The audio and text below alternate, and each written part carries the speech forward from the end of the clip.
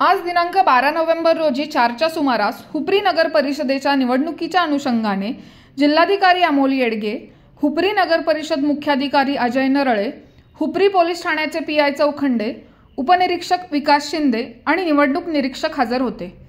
यावेळी जिल्हाधिकाऱ्यांकडून मतदान केंद्राची पाहणी करण्यात आली आणि आचारसंहितेचे काटेकोर पालन करण्यासंबंधीच्या सूचना करण्यात आल्या। केके न्यूजसाठी हुपरीहून सुलतान नदाफ।